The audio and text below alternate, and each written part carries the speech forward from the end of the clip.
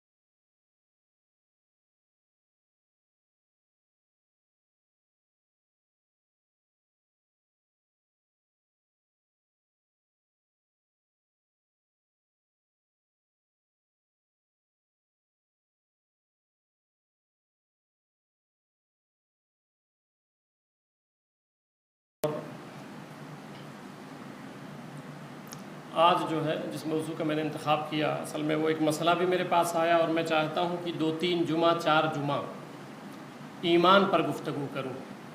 اعمال پر تو گفتگو الحمدللہ کئی دنوں سے تسلسل کے ساتھ میں کر رہا تھا، اور جشن ولادت اعلیٰ حضرت رحمۃ اللہ تعالیٰ علیہ کے موقع پہ اس شب میں ہم نے کافی گفتگو الحمدللہ اس شب میں نے کی، تو کچھ سوالات بھی اور اشکالات میرے پاس آئے، تو میں نے سوچا کہ اب اس موضوع کو انشاءاللہ تعالی ہم 2-4-6 جمعہ قرآن و حدیث کے اعتبار سے جو قرآن و حدیث میں ہے وہ منہج اور وہ طریقہ ہم بتائیں آپ کو، ٹھیک ہے۔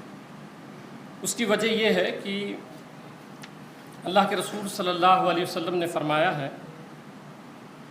کہ ایک دور ایسا آئے گا، قال بادر بالاعمال قطعا كقطع الليل المظلم، کہ حضور صلی اللہ علیہ وسلم نے فرمایا کہ ایک دور ایسا آئے گا کہ لوگوں کے سروں پر کفر اس طرح رہے گا اور قطرات کفر و شرک کے اس طرح گریں گے کہ جیسے بارش کا پانی گرتا ہے۔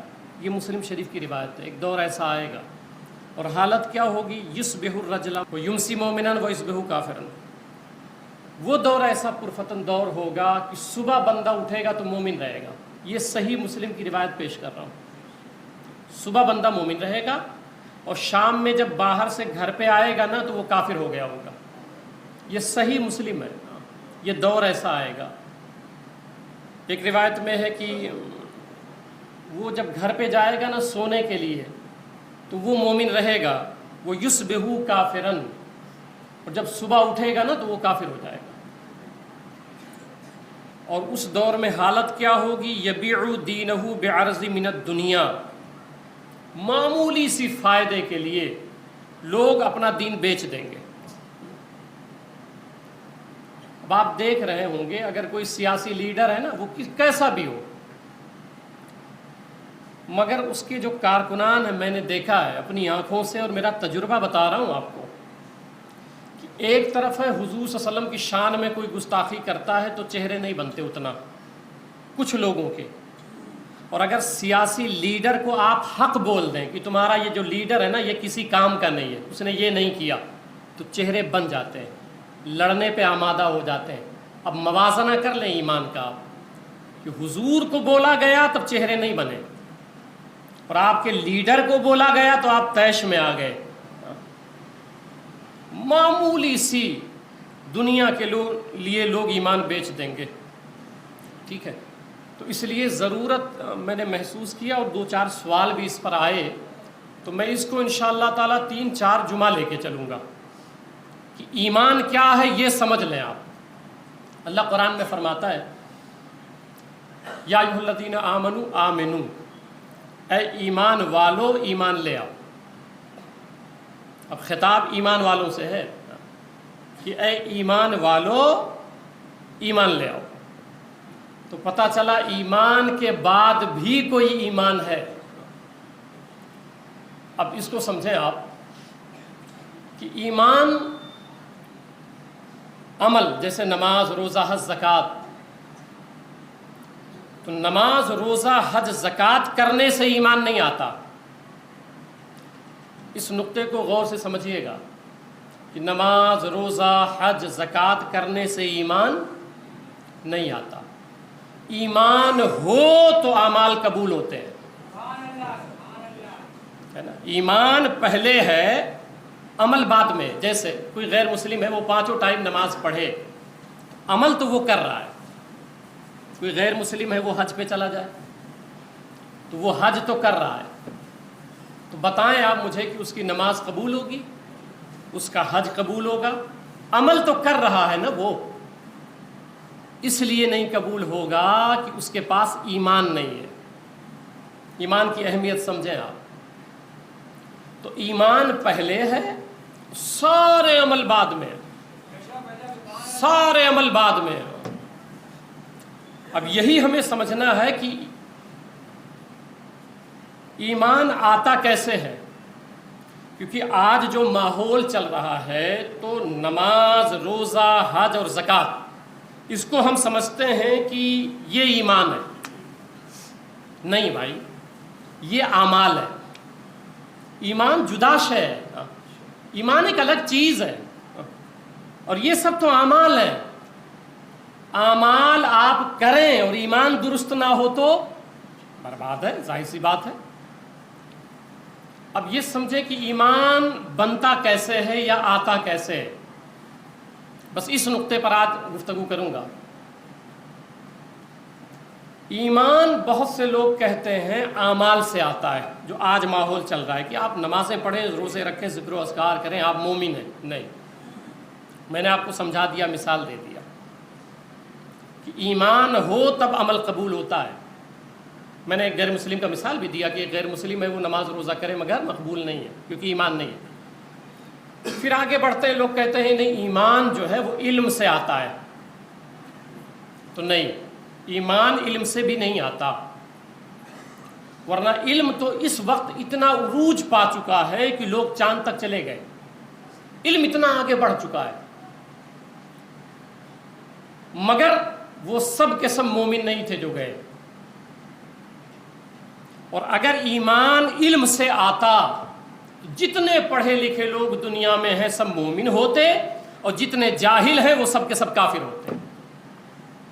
علم سائنس ہے, علم جغرافیہ, جو بھی علوم, علم ہو, مگر گاؤں کا بالکل ایک ان پڑھ دیہاتی جس کو دستخط بھی کرنا نہیں آتا, وہ ایمان میں پکا ہوتا ہے, اور پڑھا لکھا آدمی حضور کی گستاخی کر کے ایمان سے نکل جاتا ہے. تو ایمان علم سے نہیں آتا ہے, نہ ایمان عمل سے آتا ہے. ایمان عمل کے بازار کا سودا ہی نہیں ہے, یہ جو خلط ملط کر دیا گیا ہے. نہیں, ایمان پہلے ہے, وہ جداش ہے. ابو جہل کا ایک قول عقائد نصفیہ میں لکھا ہے. ابو جہل کہتا تھا کہ کننا نعرف ان محمد نبی ولیکن لا نؤمن به ابدا, ہم جانتے ہیں کہ آپ نبی ہیں. یہ علم تھا, وہ جانتا تھا کہ میں جانتا ہوں کہ آپ نبی ہیں, مگر ہم آپ پر ایمان نہیں لائیں گے. تو جانتے ہوئے بھی مومن نہ بن سکا, مومن نہ بن سکا.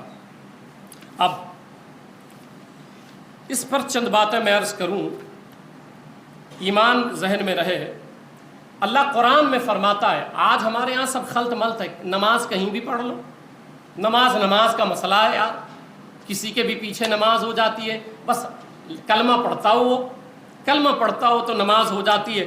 میں آپ کو بتاؤں، قرآن پڑھیں آپ، میں ساری دلیل قرآن حدیث سے دیتا ہوں، اور سنیں آپ غور سے۔ اللہ فرماتا ہے وَمِنَ النَّاسِ مَن يَقُولُ آمَنَّا بِاللَّهِ وَبِالْيَوْمِ الْآخِرِ وَمَا هُمْ بِمُؤْمِنِينَ، اور کچھ لوگ ایسے ہیں جو کہتے ہیں ہم ایمان لائے اللہ پر اور پچھلے دن پر، یعنی اللہ کو بھی ہم مانتے ہیں اور آخرت کو بھی مانتے ہیں۔ یہ قرآن ہے، وہ یہ دعویٰ کرتے ہیں کہ ہم اللہ پر ایمان رکھتے ہیں اور آخرت پر بھی ایمان رکھتے ہیں، مگر اللہ فرماتا ہے وَمَا هُمْ بِمُؤْمِنِينَ، مگر وہ سب ایمان والے نہیں ہیں۔ اگر کوئی یہ دعویٰ کرے نا کہ میں اللہ کو بھی مانتا ہوں، آخرت کو بھی مانتا ہوں، اللہ کہتا ہے وَمَا هُمْ بِمُؤْمِنِينَ، صرف اتنا کہنے سے بندہ مومن نہیں ہوتا۔ پھر ایک مسئلہ اور سنیں، یہاں پہ ہم پر یہ الزام دیا جاتا ہے کہ آپ لوگ فتوے لگا دیتے ہیں، کسی کو بھی کافر بنا دیتے ہیں۔ میں نے کہا نا کہ 4-5 جمعہ لگاؤں گا، انشاءاللہ تعالی حقیقت اس طرح آشکار کروں گا جیسے سورج، اللہ نے چاہا اس کی توفیق سے انشاءاللہ تعالی، مگر تسلسل کے ساتھ۔ آج ایک تمہیدی اور ایک نقطے پر گفتگو کر رہا ہوں۔ اگر آپ کہتے ہیں کہ ہم کلمہ پڑھنے والے کو کہتے ہیں کہ یار یہ کافر ہو گئے اور فتویٰ لگاتے ہیں اہل بریلی، قرآن سنیں آپ، اللہ فرماتا ہے لا تعتذروا قد کفرتم بعد ایمانکم۔ اگر یہ الزام آپ کا ہے، شان نزول یہ ہے کہ غزوہ تبوک میں جا رہے تھے لڑائی کے لیے، تو 3 منافقین کا گروہ تھا۔ منافق سمجھ لیجئے گا، وہ کلمہ پڑھتے تھے، حضور صلی اللہ علیہ وسلم سے مصافحہ کرتے تھے، حضور صلی اللہ علیہ وسلم کے پیچھے نماز پڑھتے تھے۔ آج کلمے کی بنیاد پہ دھوکہ ہو رہا ہے کہ نہیں یار کلمہ پڑھ رہے ہیں، نماز تو ہو رہی ہے۔ وہ لوگ حضور صلی اللہ علیہ وسلم کے پیچھے نماز پڑھتے تھے، داڑھیاں تھی بڑی بڑی، ہمیشہ تسبیح نہیں چھوٹتی تھی، جا رہے تھے غزوہ تبوک میں، تو آپس میں کہنے لگے کہ یہ وہ نبی ہیں۔ کس کی طرف سے لڑنے جا رہے تھے؟ حضور صلی اللہ علیہ وسلم کی طرف سے، سرکار کی طرف سے، اسلام کی حمایت میں۔ مگر آپس میں باتیں کرنے لگے کہ یہ وہ ہے جو کہہ رہے ہیں کیسر و کسرا کو ہم فتح کر لیں گے۔ اتنی سی بات وہ آپس میں کرنے لگے۔ 3 گروپ تھا یہ کلمہ پڑھنے والوں کا، منافقوں کا۔ تو 2 گروپ تو آپس میں بات کر رہے تھے، ایک گروپ چپ تھا۔ 3 گروپ تھے، ایک بات کر رہا تھا اور حضور کے لیے لڑنے جا رہے تھے، دین کے لیے لڑنے جا رہے تھے، ٹھیک ہے، اور کہہ رہے تھے یہ وہ ہے جو کہہ رہے ہیں کیسر و کسرا کو فتح کریں گے۔ واپس آئے، اس پر یہ آیت نازل ہوئی ہے جو میں نے ابھی پڑھی ہے۔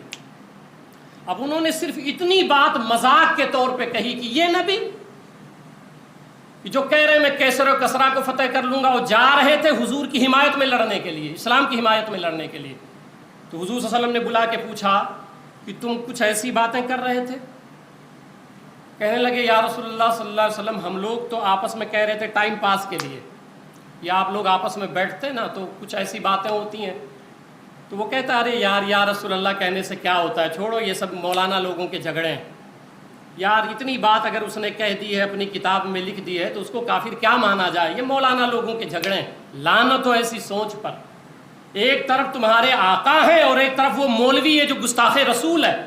اب دونوں میں آپ کو ایک چننا ہے کہ مولوی کا ساتھ دینا ہے یا تاجدار کائنات کا ساتھ دینا ہے۔ یہ بے غیرتی ہے، یہ بے غیرتی ہے۔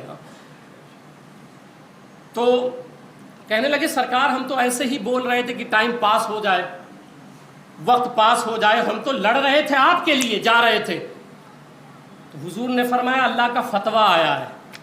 اب یہ فتویٰ سنا رہا ہوں میں آپ کو، جو کہتے ہیں نا فتوے لگا دیتے ہیں یار وہ تو کلمہ پڑھتے ہیں، یہ لوگ جنگ میں جا رہے تھے لڑنے کے لیے حضور کی طرف سے، صرف اتنی سی بات کہی کہ یہ وہ نبی ہیں جو کہتے ہیں یار وہ کیسرا فتح کر لیں گے، کسرا فتح کر لیں گے۔ اللہ نے فرمایا قرآن میں سورہ توبہ پارہ نمبر 10 آیت نمبر 66، فرمایا لا تعتذروا قد کفرتم بعد ایمانکم۔ اللہ نے فتویٰ لگایا اور فرمایا بہانے نہ بناؤ، ہیلے نہ کرو، تمہاری بات قبول نہیں کی جائے گی، تم ایمان لانے کے بعد کافر ہو گئے ہو۔ جو حضور صلی اللہ علیہ وسلم کے بارے میں اتنی بات کہے، یار یہ وہ ہیں جو کیسر و کسرا فتح کریں گے. اس پر دلیل یہ دی کہ یا رسول اللہ ٹائم پاس کے لیے ہم کہہ رہے تھے تاکہ تھوڑا وقت پاس ہو جائے, اور لڑ تو آپ کی طرف سے جا رہے تھے لڑنے, آپ کی حمایت میں, اسلام کی حمایت میں. اللہ نے فرمایا بہانے نہ بناؤ, اتنی سی بات پہ تم کافر ہو چکے ہو, کیونکہ میرے محبوب کا مذاق اڑا دیا تم نے, میرے محبوب کی شان میں گستاخی کر دی. اگر اس دور میں حضور کو دیکھنے والے, حضور سے مصافحہ کرنے والے, حضور صلی اللہ علیہ وسلم کی حمایت میں لڑنے والے اگر اتنی بات کرے علم غیب پر, یہ وہ باتیں کرتے ہیں, یہ غیب کی بات تھی نا کہ کیسر و کسرا فتح ہوگا, اتنی سی بات کریں صرف کہ یہ وہ ہے جو دعویٰ کرتے ہیں کیسر و کسرا فتح کریں گے, تو اللہ فتویٰ لگاتا ہے کہ وہ لوگ اسلام سے خارج ہو گئے, مومن نہ رہے. اب وہ اتنی بات کریں تو کافر ہو جائیں. اور آج تو کتابوں میں یہ لکھا جاتا ہے حضور نعوذ باللہ دیوار کے پیچھے کیا ہے وہ بھی نہیں جانتے, استغفر اللہ. اب آپ بتائیں کس کا ساتھ دینا ہے آپ کو.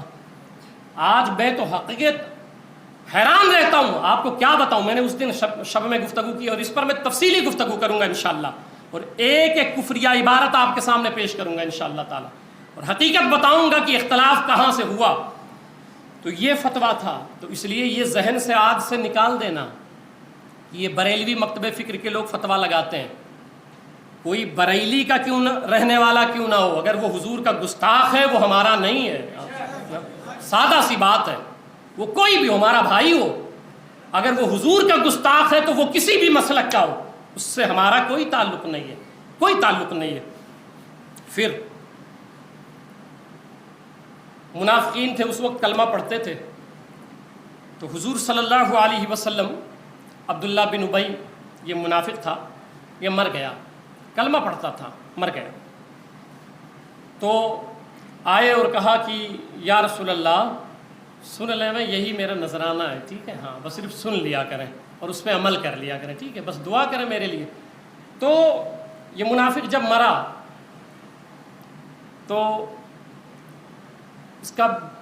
اس کے بیٹے جو تھے وہ آئے اور کہا کہ یا رسول اللہ آپ نماز جنازہ پڑھا دیں. اب یہ کلمہ پڑھتا تھا بظاہر, تو سرکار اس کی نماز جنازہ آپ پڑھا دیں. تو حضور صلی اللہ علیہ وسلم چلے گئے, حضرت عمر رضی اللہ تعالیٰ عنہ منع کر رہے تھے سرکار نہ جائیں, مگر سرکار کی حکمت سرکار جانے. اس کا صلہ یہ ہوا کئی ہزار لوگ مسلمان بھی ہوئے, تو سرکار بہت دور تک دیکھتے تھے. تو سرکار چلے گئے, اور جب نماز جنازہ پڑھا دی تو قرآن کی آیت اتری. یہ جو لوگ کہتے ہیں نا کہ ہم لوگ جو کہتے ہیں نا کہ ہر کلمہ پڑھنے والی کی نماز جنازہ ہم تو نہیں پڑھائیں گے نا, ہم تو یہ دیکھتے ہیں کہ وہ حضور کی شان میں گستاخی کرتا تھا یا نہیں. اگر کرتا تھا تو 10 مسجد بنا دینا, پھر ہمارا کیا تعلق اس سے ہے. ٹھیک ہے, قرآن سنیں, یہ تو میں ابھی صرف قرآن سے بات کر رہا ہوں آپ سے. اس پر آیت اتری, سورہ توبہ آیت نمبر 84 اللہ نے فرمایا وَلَا تُصَلِّ عَلَىٰ أَحَدٍ مِّنْهُمْ مَاتَ أَبَدًا وَلَا تَقُمْ عَلَىٰ قَبْرِهِ. اللہ نے فرمایا اے حبیب یہ جو بظاہر کلمہ پڑھتا تھا, آج کے بعد جو آپ کی شان میں گستاخی کرتا ہو اور کلمہ بھی آپ کا پڑھتا ہو اور اس کے دل میں نفاق ہو آپ کے بارے میں, وَلَا تُصَلِّ عَلَىٰ أَحَدٍ مِّنْهُمْ مَاتَ أَبَدًا, آج کے بعد قیامت تک آپ کے لیے بھی حکم ہے اور آپ کے عاشقوں کے لیے بھی یہ حکم ہے کہ قیامت تک ایسے گستاخ رسول کی نماز جنازہ قطعاً نہ پڑھی جائے. یہ قرآن ہے, یہ قرآن ہے. گستاخ رسول اگرچہ وہ کلمہ پڑھتا ہو مگر حضور کی شان میں گستاخی کیا ہو, یا جنہوں نے گستاخی کیا ہے ان کو صحیح مانتا ہو. اب وہ کس نے کیا یہ تفصیل آگے آئے گی انشاءاللہ تعالی. تو اللہ نے فرمایا وَلَا تَقُمْ عَلَىٰ قَبْرِهِ. آج تو آپ لوگ سیاست کے لیے پتہ نہیں کہاں کہاں چلے جاتے ہو, کیا کیا کر ڈالتے ہو, کیا کیا کر ڈالتے ہو, مگر قرآن سنیں, ایمان کی حفاظت کرو اپنے. بہت پرفتن دور ہے, صبح بندہ مومن رہے گا شام میں کافر ہو جائے گا. اللہ نے فرمایا وَلَا تَقُمْ عَلَىٰ قَبْرِهِ, نماز جنازہ تو بڑی بات ہو گئی. اے محبوب آج سے یہ اپنی امت کو کہہ دیجئے, اور آپ کے لیے بھی ہے کہ اگر کوئی بھی گستاخ رسول مر جائے تو اس کے قبر پہ آپ کھڑے بھی نہ ہوئیے, آپ اس کے قبر پہ کھڑے بھی نہیں ہو سکتے. یہ قرآن کا حکم ہے کہ گستاخ رسول, اور یہی نہیں میں آپ کو بتاؤں اس سے بڑی بات,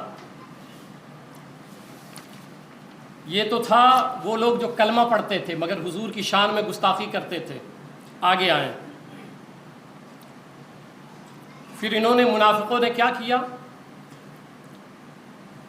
یہ ابو عامر ایک شخص تھا، ابو عامر یہ منافق تھا، تو یہ حضور صلی اللہ علیہ وسلم کے پہلے حمایت میں تھا، بعد میں الگ ہو گیا، اور پھر یہ سازشیں کرنے لگا کہ حضور صلی اللہ علیہ وسلم پر کیسے دباؤ بنایا جائے اور کیسے ان کو نعوذ باللہ شہید کر دیا جائے، قتل کر دیا جائے۔ نتیجہ یہ ہوا، یہ پھر زمانے جاہلیت میں نصرانی ہو گیا، پھر گیا، اور جب جنگ احد میں حضور صلی اللہ علیہ وسلم کے سامنے جب یہ آیا لڑنے کے لیے احد میں، تو اس نے کہا کہ ہر اس قوم کے ساتھ میں کھڑا ہوں گا آپ کے مقابلے میں جو آپ کے مخالف میں کھڑی ہوگی، ہر اس شخص کے ساتھ میں کھڑا ہوں گا جو آپ کی مخالفت کرے گا، اس نے کہا۔ حضور صلی اللہ علیہ وسلم نے فرمایا کہ ٹھیک ہے دیکھا جائے گا۔ حوازن میں جب شکست ہوئی تو یہ بھاگ کے ملک شام چلا گیا، ملک شام جب گیا تو وہاں سے اس نے خبر بھیجی، اور جو منافقین تھے کلمہ پڑھنے والے، تو ان کو خبر بھیجی اور کہا کہ ایک مسجد بناؤ، اور مسجد کس لیے بناؤ کہ اس میں اسلحے رکھو، ساز و سامان۔ اب آپ لوگ مسجد کے نام پہ بھی دھوکہ کھا جاتے ہیں نا کہ مسجد مسجد ہوتی ہے یار، کہیں بھی پڑھ لیں۔ یہ میں قرآن سے دلیل دے رہا ہوں آپ کو، قرآن سے دلیل دے رہا ہوں۔ ایمان مضبوط کریں اپنا، اور آج کے دور میں جڑنا ہے تو مسلک اعلیٰ حضرت سے جڑ جائیں۔ امام اہل سنتی نے تو یہی کہا، انہیں جانا انہیں مانا، نہ رکھا غیر سے کام، للہ الحمد میں دنیا سے مسلمان گیا، بخدا خدا کا یہی ہے در، نہیں اور کوئی مفر مقر، جو وہاں سے ہو یہیں آ کے ہو، اور جو یہاں نہیں وہ وہاں نہیں۔ تو مسجد بنائی گئی، باضابطہ مسجد بنائی گئی، مسجد کس لیے کہ اسلحے رکھے جائیں گے، اور پھر مسجد بنا کے منافق آئے حضور کی بارگاہ میں اور کہا یا رسول اللہ صلی اللہ علیہ وسلم چلے اس میں نماز پڑھ لیجیے آپ، ہم نے مسجد بنائی ہے۔ اب یہ ذہن سے نکال دیں کہ ہر مسجد مسجد نہیں ہوتی ہے۔ جس مسجد میں یہ کہا جائے کہ یا رسول اللہ کہنا شرک ہے، جس مسجد میں یہ کہا جائے کہ حضور صلی اللہ علیہ وسلم سے محبت شخصیت پرستی ہے، جس مسجد میں یہ کہا جائے کہ محبت رسول بدعت ہے، جس مسجد میں یہ کہا جائے حضور جب تک باحیات تھے ظاہری حیات میں ماننے کی ضرورت تھی، اب ان کو ماننے کی ضرورت نہیں ہے، وہ مسجد یہ سب میں آتی ہیں، یہ ساری مسجدیں اس میں آتی ہیں، کیونکہ وہ مسجد ہی بنائی گئی تھی حضور کی مخالفت میں، حضور صلی اللہ علیہ وسلم کو تکلیف پہنچانے کے لیے۔ تو منافقین آئے اور کہا کہ یا رسول اللہ چلیں نماز پڑھ لیں، ہمارے ہاں نماز پڑھ لیجئے۔ تو سرکار نے فرمایا میں غزوہ تبوک میں جا رہا ہوں، آنے کے بعد پھر سوچوں گا۔ سرکار غزوہ تبوک میں چلے گئے، اور یہ لوگ جو آئے تھے ان کے جملے سنے آپ، یا رسول اللہ چلیں نماز پڑھ لیجئے۔ تو کیا کہتے تھے جانتے ہیں؟ کہتے تھے کہ ہم نے وہ جو مسجد بنائی ہے، تو بوڑھے ضعیف ناتما جو مسجد قباء نہیں جا سکتے ہیں، تو یا رسول اللہ وہ آ جائیں گے، یہی نماز پڑھ لیں گے۔ باتیں کتنی میٹھی تھیں، کتنی پیاری پیاری باتیں کر رہے تھے، اندر کچھ تھا۔ آج ایسے ہی تو دھوکہ دیا جاتا ہے، آئیں چلیں اللہ اس کے رسول کی باتیں ہوں گی۔ بھائی جب اللہ اس کے رسول دونوں بات کریں گے تو بیچ میں کیا کرنے جاؤں؟ اللہ اس کے رسول کی باتیں ہوں گی، تو وہاں جب اللہ اس کے رسول بات کرنے جا رہے ہیں تو میں کیا کرنے جاؤں بھائی وہاں پہ؟ میرا کیا کام ہے وہاں پہ جا کر کے؟ ٹھیک ہے، تو میں نے کہا کتنی پیاری پیاری باتیں دین کے نام پہ، دین کے نام پہ۔ تو حضور نے فرمایا میں آ کے بتاؤں گا۔ کہ سرکار آئے، اور آنے کے بعد یہ آیت اتری۔ ابھی تک میں حدیث بھی نہیں پڑھا ہوں آپ کے سامنے، صرف قرآن سمجھا رہا ہوں آپ کو، کیونکہ آپ کا ذہن یہ نا کہ سب ٹھیک ہے، تو بس یہ نقطہ آپ کے ذہن میں ڈالنا چاہتا ہوں، سب ٹھیک نہیں ہے، سب ٹھیک نہیں ہے۔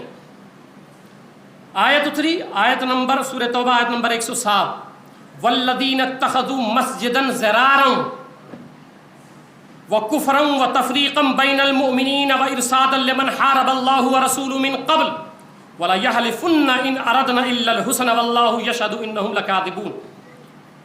اللہ نے فرمایا وہ جنہوں نے نقصان پہنچانے کے لیے مسجد بنائی۔ آپ کہتے ہو مسجد سب ٹھیک ہے، اور اللہ قرآن میں کہتا ہے نہیں، کچھ مسجد ایسی بنائی جاتی ہے جو نقصان پہنچانے کے لیے بنائی جاتی ہے۔ اب آپ کی مانوں یا اللہ تعالیٰ کی مانوں؟ بھئی کس کی مانی جائے آپ بتائیں۔ آپ کہتے ہو یار مسجد ہے کہیں بھی، تو بس مسجد تو ہے، اللہ کہہ رہا ہے نہیں، مسجد انہوں نے بنوائی ہے نقصان پہنچانے کے لیے. تو جس مسجد سے حضور کی شان میں تنقیص ہو، صرف ریفرنس کے طور پہ، صرف حدیث پڑھنے کی بنیاد پہ نبی کا نام لیا جائے، میلاد سے روکا جائے، حضور کی محبت کم کی جائے، ایسی باتیں کی جائے، یار نہیں، وہ کام نہیں آئیں گے. جس مسجد میں ایسی باتیں ہوں وہ مسجد ضرار ہوتی ہے، وہ مسجد ہوتی ہے جو نقصان پہنچانے کے لیے بنائی گئی ہے. تو اللہ نے کہا وہ جنہوں نے نقصان پہنچانے کے لیے مسجد بنائی. تو آج سے یہ ذہن سے نکال دینا کہ ہر مسجد مسجد ہے، یہ آپ کا خیال ہے، اور ہم لوگ شریعت کے تابع ہیں، اسلام کے تابع ہیں. اللہ نے کیا بتایا کہ نہیں، مسجد نقصان پہنچانے کے لیے بھی ہوتی ہے.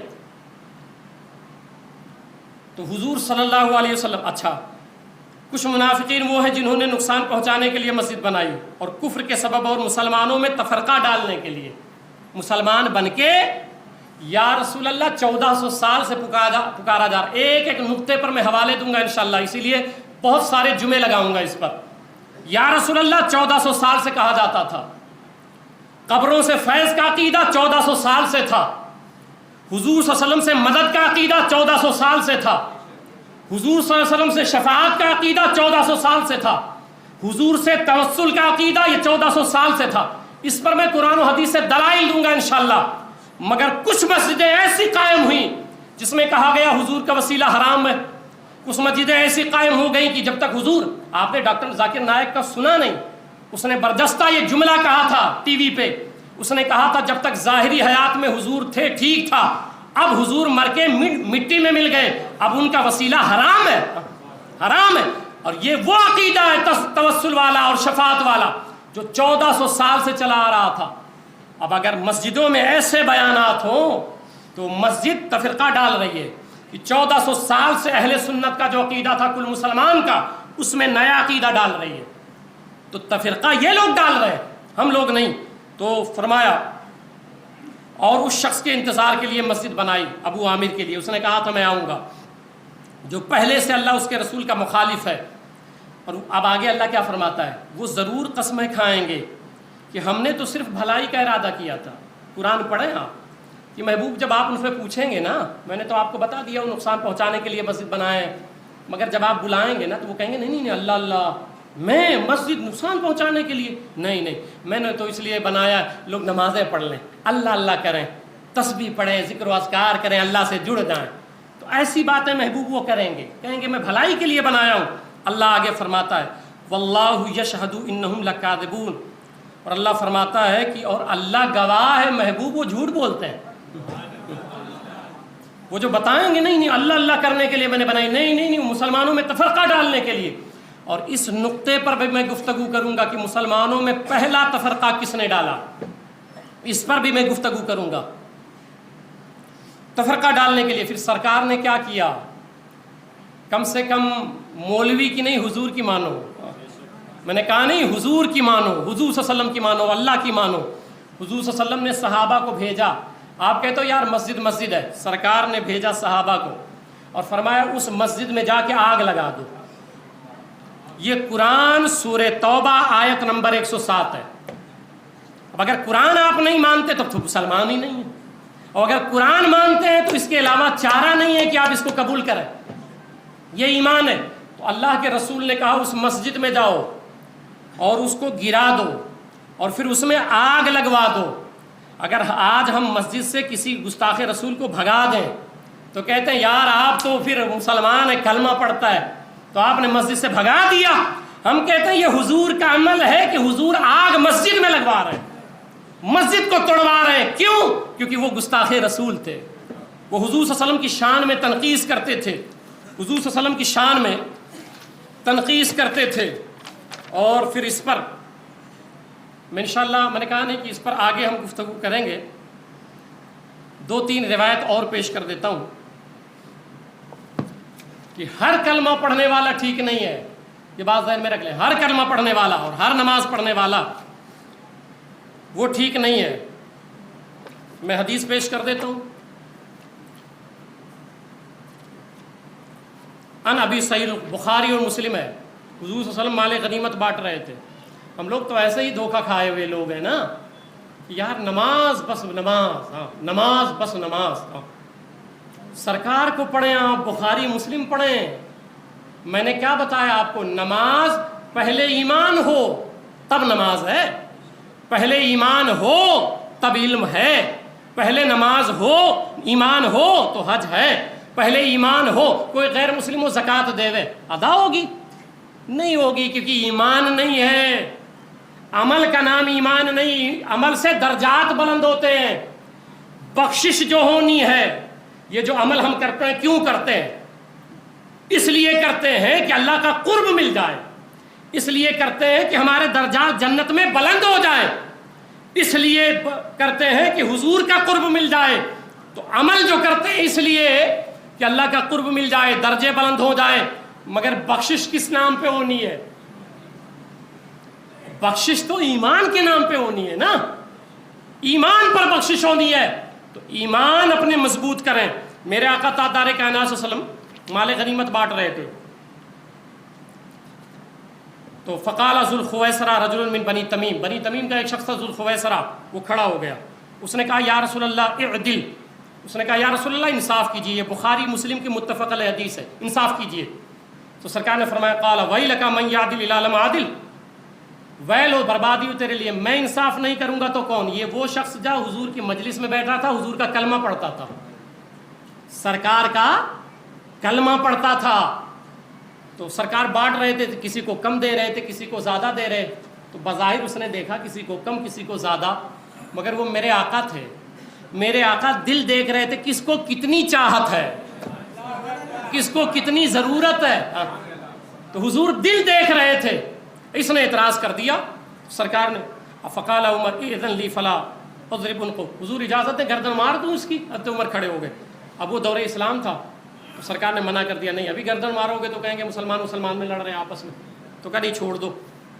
ہم آگے لفظ سنے بخاری و مسلم کے. فرمایا لا ان لہ اصحابا یحقر احدکم صلاتہ مع صلاتہم. اب لفظ سنے، یہ جو نماز کی بنیاد پہ دھوکہ کھاتے ہو، صحیح بخاری مسلم میں حضور نے فرمایا کہ وہ اتنی کثرت سے اس سے ایک جماعت نکلے گی، ایک گروہ نکلے گا، اتنی کثرت کے ساتھ اتنا زیادہ نماز پڑھیں گے کہ صحابہ سے حضور فرما رہے ہیں، صحابہ سے، کہ تم لوگ اپنی نمازیں ان کے سامنے کم سمجھو گے.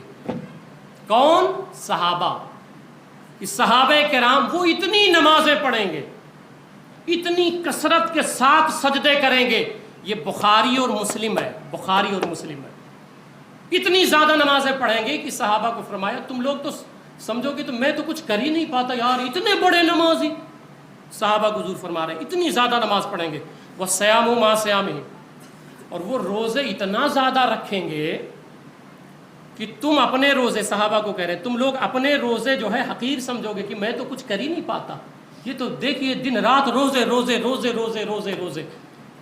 اب یہ جو دھوکہ تھا نا آپ کے ذہنوں میں کہ نماز کہیں بھی پڑھ لو، نماز کہیں بھی ہو جاتی ہے، یا نماز ہے تو ایمان ہے.